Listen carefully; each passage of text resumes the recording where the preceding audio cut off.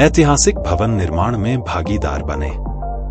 अपने पूर्वजों के नाम पर एक विरासत तैयार करें। सम्मानित बहनों एवं भाइयों, अपना नाम स्वर्णाक्षरों में अंकित करवाने का बेमिसाल अवसर आपके इंतजार में है। हम सबने मिलकर आबी 25, सेक्टर 37, ग्रेटर नोएडा में जमीन खरीदने का काम पूरा कर लिया है।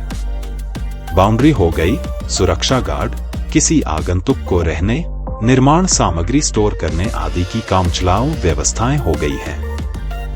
हमारी पूरी जमीन का सदुपयोग और शैक्षणिक, सामाजिक गतिविधियों का संचालन तभी हो पाएगा जब वहां विधिवत भवन तैयार हो जाए।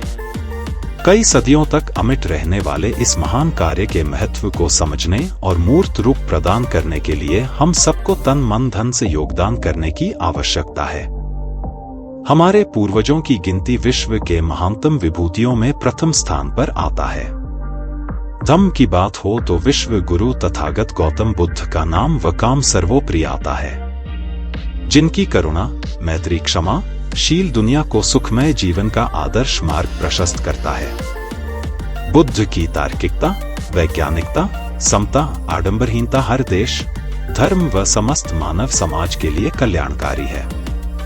सम्राटों की बात हो तो मौर्य साम्राज्य के संस्थापक व बृहत्तर भारत के निर्माता चक्रवर्ती सम्राट चंद्रगुप्त मौर्य, उनके पौत्र बिंदुसार मौर्य, प्रपौत्र देवानामप्रिय प्रियदर्शी सम्राट अशोक महान व उनकी भावी पीढ़ियों सहित अनेक विभूतियों के नाम शामिल हैं।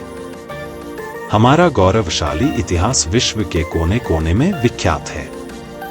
अगर भारत में स्वर्णिम काल की चर्चा होती है तो वह मौर्य शासनकाल है, जब भारतवर्ष का जन जन सुखी, समृद्ध और निर्भय था।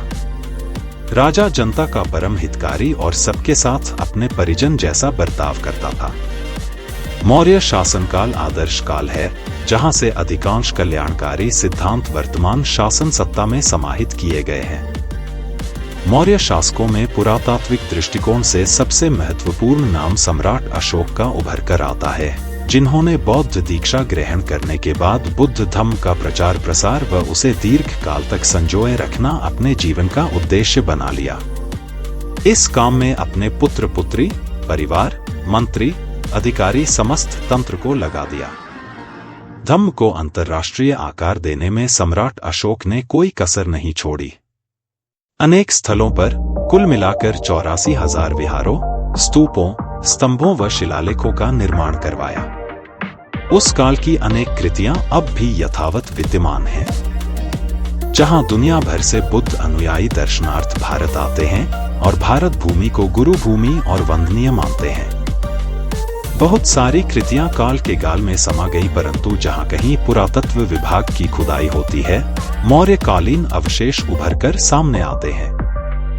एक सम्राट अशोक ने अपने अनेकानेक कार्यों के माध्यम से इतिहास को मोड़कर रख दिया और हमारे वंश कुल को शीर्ष पर पहुंचा दिया। आज के समय में हम शाक्य, मौर्य, कोयरी, काची, कुशवाहा, सैनी, माली, महतो, वर्मा आदि पूरे देश में करोड़ों की संख्या में विद्यमान है।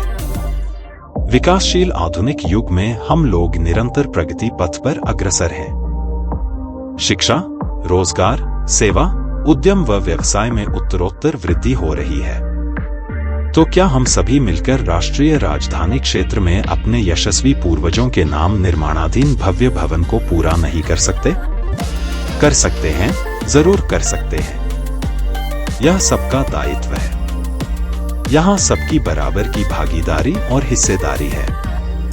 संगठनों व उपाधियों का भेदभाव समाप्त करके इस कार्य को सबको अपना कार्य समझना होगा। यह हाल में ही हुआ है, जमीन खरीदने के वक्त। आप सबके सहयोग समर्थन से ही यह जमीन खरीदना संभव हुआ।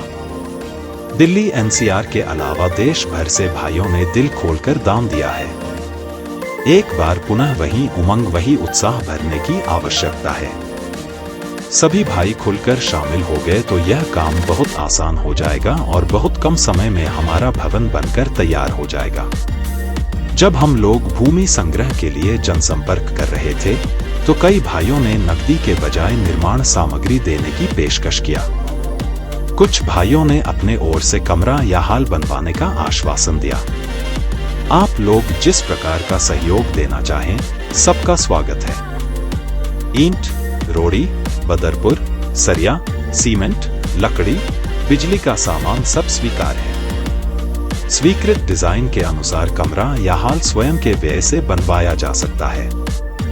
सामान का जो भी आकलित मूल्य होगा वह दान राशि में शामिल किया जाएगा। आर्किटेक्ट द्वारा तैयार नक्शे के मुताबिक स्टिल्ट, यूजीएफ, एफएफ, एसएफ कुल मिलाकर 1200 वर्ग मीटर 12,000 वर्ग फुट में निर्माण होगा, जिसका अनुमानित लागत 3 से 4 करोड़ रुपए आएगी।